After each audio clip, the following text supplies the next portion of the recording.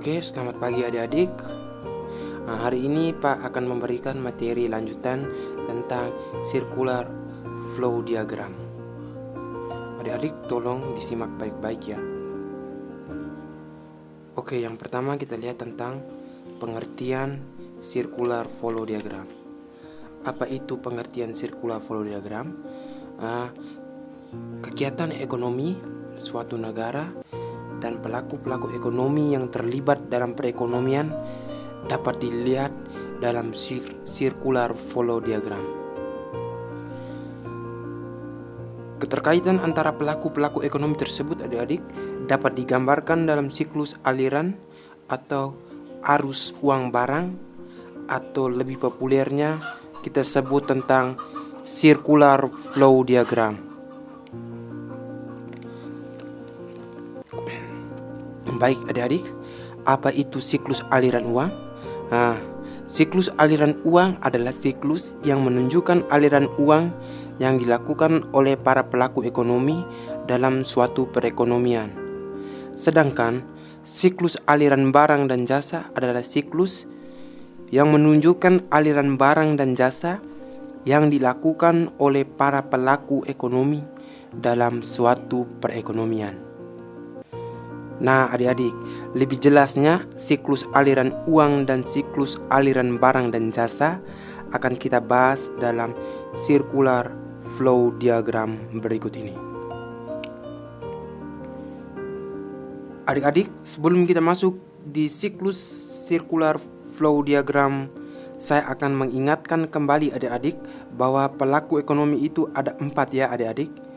Yang pertama konsumen, produsen, yang ketiga pemerintah, dan yang keempat masyarakat luar negeri. Keempat pelaku ekonomi ini akan dihubungkan sebuah siklus ya adik-adik. Jika menghubungkan dua pelaku, maka konsumen dan produsen, maka itu disebut kegiatan dua sektor. Tetapi ketika adik-adik menghubungkan konsumen, produsen, dan pemerintah, maka disebut 3 sektor. Dan ketika 4 pelaku ekonomi saling berhubungan, yaitu konsumen, produsen, pemerintah, dan masyarakat luar negeri, maka nama diagramnya adalah 4 sektor. Jadi adik-adik, ada 3 yang kita bahas, yakni di diagram sektor 2 sektor, diagram 3 sektor, dan diagram 4 sektor. Oke adik-adik, yang pertama kita lihat tentang circular flow diagram 2 sektor. Pelaku pertama adalah rumah tangga produsen, atau saya singkat RTP adik-adik, yang biasa disebut produsen. Kemudian pelaku yang kedua rumah tangga konsumen, atau saya singkat dengan RTK. Nah adik-adik, antara rumah tangga produsen dan rumah tangga konsumen ini dihubungkan dengan oleh 2 pasar. Yang pertama adalah pasar input yang berisi tentang faktor produksi, dan yang kedua adalah pasar output yang berisi tentang barang dan jasa. Jadi adik-adik, kita mulai dari pasar input dulu ya. Yang awal kan input pasti akan menghasilkan output adik-adik. Jadi adik-adik, kita awali dengan pasar input. Yang pertama, di pasar produksi dimulai dari faktor produksi. Pertanyaannya adik-adik, siapa yang memiliki faktor produksi? Ya jelas bahwa adik-adik yang memiliki faktor produksi adalah konsumen. Berarti konsumen menyerahkan faktor produksi itu dijual di pasar input dan diserahkan kepada produsen adik-adik. Perhatikan alirannya. Yang berwarna hitam, jadi konsumen itu adik-adik pemilik faktor produksi. Dan kemudian faktor produksi itu dijual kepada produsen. Jadi adik-adik itu nomor 1 masih di pasar input ya adik-adik. Sedangkan nomor 2 adalah aliran uang. Setelah produsen mengolah faktor produksi itu, yakni sumber daya alam, sumber daya manusia, modal, dan kewirausahaan itu, maka produsen menyerahkan balas jasa berupa uang, tapi dengan nama rent atau sewa, gaji, interest atau bunga, dan profit atau laba. Diserahkan kepada siapa adik-adik? Ya jelas bahwa bunga, sewa, keuntungan, balas jasanya jelas diserahkan kepada konsumen adik-adik. Jadi konsumen itu setelah menyerahkan faktor produksi itu adik-adik kepada produsen, maka produsen akan membayar balas jasa dari faktor produksi itu dan dibayar kepada konsumen. Bisa mengerti adik-adik? Nah, sekarang kita masuk ke pasar yang kedua. Nah, pada pasar yang kedua adalah pasar output. Terdapat aliran barang dan jasa. Siapa yang menghasilkan barang dan jasa? Yang menghasilkan barang dan jasa adalah produsen adik-adik.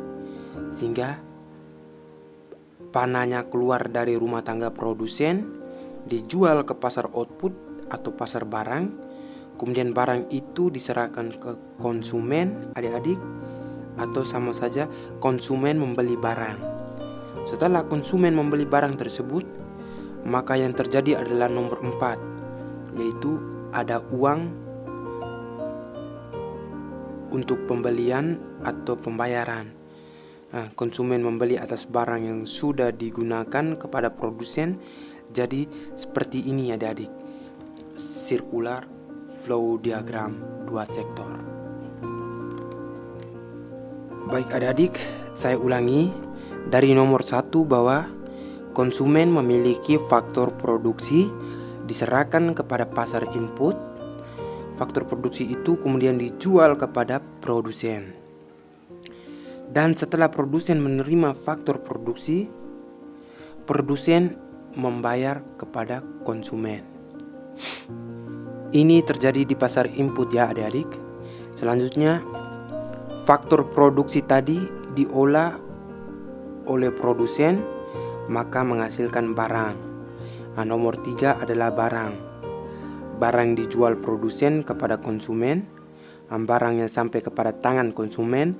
Setelah sampai ke tangan konsumen membayarnya barang dan jasa tersebut dibayar kepada produsen. Nah, jadi adik-adik, intinya ketika arah panahnya menuju ke produsen, itu adalah aliran faktor produksi. Sedangkan pasar input, ketika arah panahnya ini menuju ke konsumen, maka itu adalah balas jasa. Dan sedangkan pasar barang, ketika arah panahnya menuju ke konsumen, maka itu adalah aliran barang atau jasa yang dihasilkan oleh produsen kepada konsumen. Jadi adik-adik, sedangkan ketika arah panahnya itu menuju produsen pada pasar output, itu adalah aliran uang masuk kepada produsen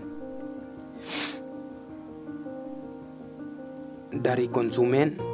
Saya ulangi adik-adik, sedangkan ketika arah panahnya itu menuju produsen pada pasar output, itu adalah aliran uang masuk kepada produsen. Dari konsumen membayar kepada produsen. Jadi adik-adik, seperti penjelasan circular flow diagram 2 sektor seperti begitu adik-adik. Oke adik-adik, kita lanjut adik-adik circular flow diagram 3 sektor. Sudah ada rumah tangga produksi dan rumah tangga konsumen. Adik-adik, tambah satu lagi, yakni pemerintah. Apa hubungan pemerintah rumah tangga produksi dengan rumah tangga konsumen? Jadi adik-adik, untuk menjalankan roda pemerintahannya, pemerintah juga membutuhkan faktor produksi seperti sumber daya alam, sumber daya manusia, modal, dan kewirausahaan. Nah adik-adik, Pak ambil salah satu contoh ya adik-adik. Misalkan pemerintah butuhkan sumber daya manusia atau tenaga kerja yang biasa kita sebut PNS. Siapa yang memiliki tenaga kerja tersebut? Yang memiliki tenaga kerja tersebut adalah adik-adik konsumen. Jadi sebagai pemilik faktor produksi, konsumen menyerahkan faktor produksinya. Ada yang diserahkan kepada produsen, ada pula diserahkan kepada pemerintah. Setelah pemerintah memperoleh faktor produksi tersebut, pemerintah harus balas jasa. Adik-adik, balas jasanya yang diterima tadi adalah tenaga kerja, maka pemerintah membayarnya berupa gaji. Dibayar kemana adik-adik? Ya jelas bahwa nomor 2 itu adalah aliran uang, dibayar kepada konsumen. Selain membutuhkan faktor produksi, pemerintah juga untuk menjalankan pemerintahannya, pemerintah juga membutuhkan barang-barang lainnya sebagai penunjang. Misalkan bahwa pemerintah membutuhkan komputer, meja, kursi, dan lain sebagainya. Barang-barang tersebut dihasilkan oleh produsen adik-adik.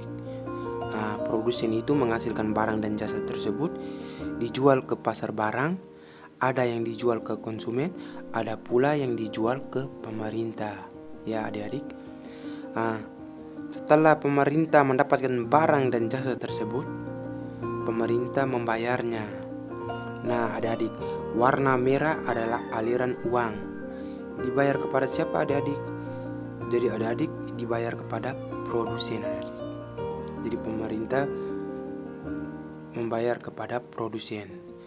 Setelah itu pemerintah menjalankan roda pemerintahannya adik-adik. Ternyata pemerintah juga mampu sebagai produsen adik-adik, yaitu menghasilkan barang dan jasa.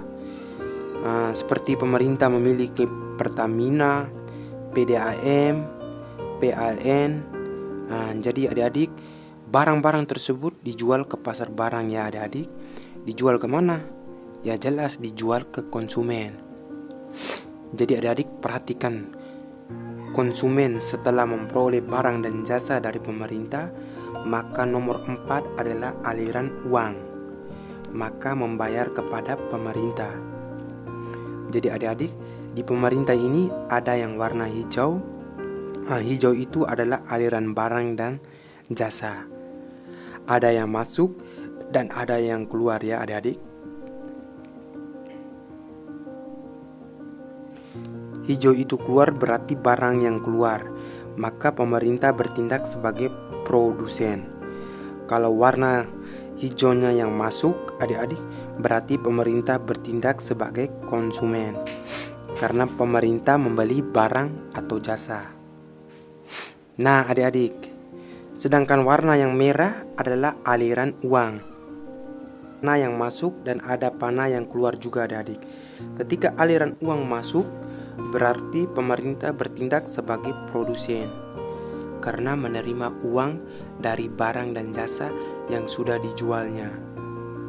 Nah adik-adik, ketika warna merah itu keluar, berarti uangnya keluar, berarti pemerintah bertindak sebagai konsumen, membayar barang yang sudah dibeli. Pemerintah juga adik-adik berperan sebagai pengatur.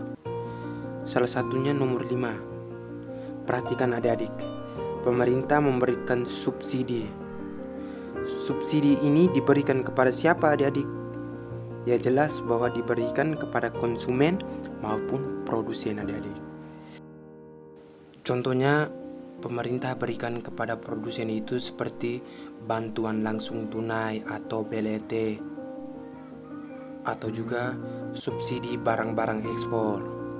Nah adik-adik, sebagai balas jasanya baik produsen maupun konsumen, nomor 6 harus membayar pajak ke pemerintah.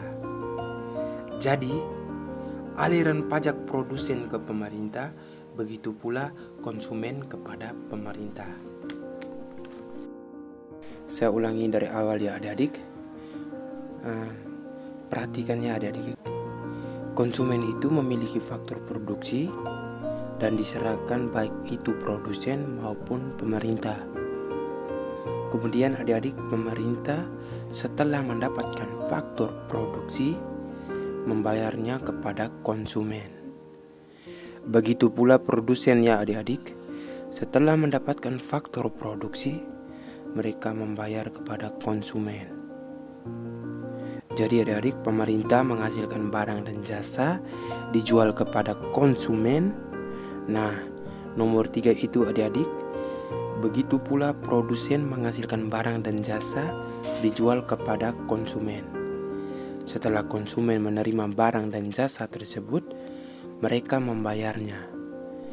Ketika membeli dari produsen adik-adik, maka dibayar kepada produsen. Dan ketika dibeli dari pemerintah, maka dibayar ke pemerintah. Nah adik-adik, ternyata pemerintah juga bertindak sebagai konsumen. Maka pemerintah juga membutuhkan barang dan jasa yang dihasilkan oleh produsen. Seperti ini anak panahnya ya adik-adik.